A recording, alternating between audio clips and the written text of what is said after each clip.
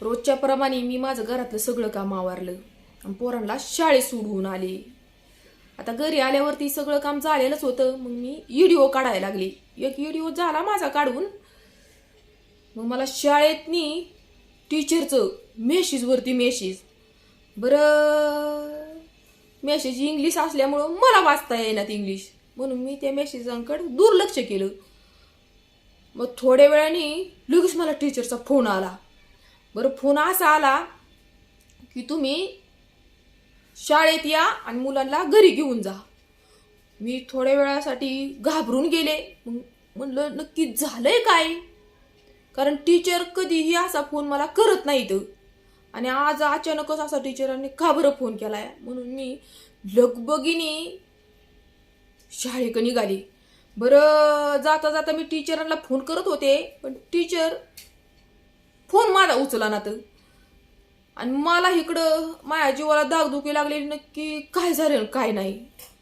बरं, ज्या पण वेळेस मी शाळेत गेले, शाळेपासून थोडंसं लांब असेल, शौर्य आर्याने जसं मला बघितलं तसं लगेच ती अर्ध्या रस्त्यात चालत चालत आली.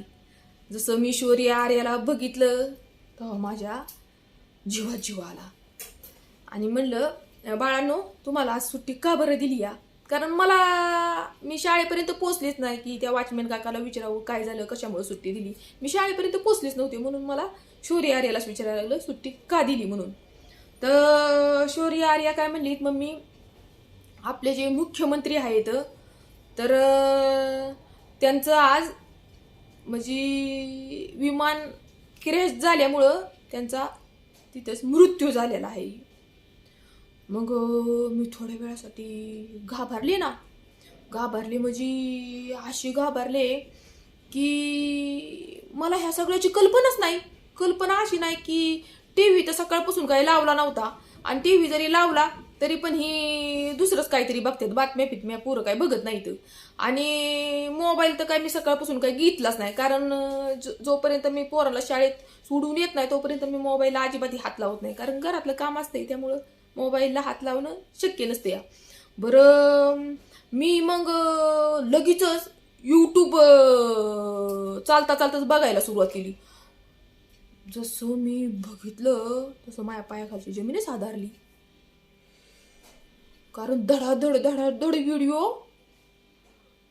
व्हिडिओवरती व्हिडिओ असं भयंकर यायला लागलं. आणि ते दृश्य बघून अक्षरशः इतकं वाईट वाटलं. बघा, ह्याच्यातून फक्त एवढंच मला सांगायचंय की माणसाचा काय भरोसा आहे का. जसं की आपलं नेताजी होतं अजितदादा पवार, ह्यांचा कसला भयंकर आणि म्हणजे गटकचा पण भरोसा नाही माणसाचा की एवढा भयंकर मृत्यू झाला. बरं, त्यांच्याबरोबर अजून 3 का 4 जण होती म्हणतात. ह्या 5 जणांचा इतका भयंकर आणि म्हणजे मनाला असा धक्का देण्यासारखा मृत्यू झालाय. बरं, जसा आज धक्का बसला ना मला, तसा बघा एक 7-8 महिन्यापूर्वी पण असाच धक्का बसला होता. जसं की तेव्हा पण विमान क्रॅश झालेलं आणि त्याच्यामध्ये बघा एक दीपक दादा म्हणून होतं, ते जरा माझ्या ओळखीचं होतं बरं का. कारण मेसेजवरती आम्ही भेटलो नव्हतो कधी, पण या सोशल मीडियामुळेच आमची ओळख झाली होती. आणि मेसेजवरती आम्ही बोलायचो, त्यांचा नंबर माझ्याकडे होता, माझा नंबर त्यांच्याकडे होता, फोनवरती बोलायचो, त्यामुळे त्यांची माझी ओळख. आणि त्यावेळेस जी दुःख झालं होतं ना, तसंच आज पण दुःख झालंय बरं का, की मनापासून इतकं वाईट आणि इतकं भयंकर असं कुणाही बरोबर नाही व्हावं. आणि ह्या घटनेतून फक्त बघा आपल्याला सगळ्यांना हेच शिकायला भेटलं की माणसाचा कुठलाही भरोसा नाही. माणसाने कितीही पैसा कमवा, कितीही इस्टेट कमवा, कितीही आपण मोठं देशाचं मुख्यमंत्री असू द्या किंवा पंतप्रधान असू द्या, नाहीतर कुणीही देशाचं कुणीही बॅरिस्टर असू द्या, पण त्याला एक ना एक दिवस मृत्यू ही आहे म्हणजे आहे. आणि ज्या वेळेस आपल्या मृत्यू येते तेव्हा काहीही तिथं कामाला येत नाही, ना पैसा, ना इस्टेट, ना दौलत, काहीही कामाला येत नाही. तिथं आपल्याला सगळं सोडून तिथं निघायलाच लागतं. या घटनेतून अशा कितीतरी घटना घडतात बरं का, की माणूस म्हणतोय ना माझं माझं कुबाड वज, तर आपल्या संग काही येत नाही. आता ते काय थोडं मोठं नेते होतं का? आ कितीतरी मोठं त्यांचं, किती म्हणजे किती मोठा दरारा होता त्यांचा, पण नियतीच्या पुढं आणि नशिबाच्या पुढं चाललं का त्यांचं तरी काय? त्यांचंच नाही, तू मामाचं कुणाचंच काय चालू शकत नाही. गरिबांना पण तिथं जायचंय आणि श्रीमंतांना पण एकाच ठिकाणी जायचंय.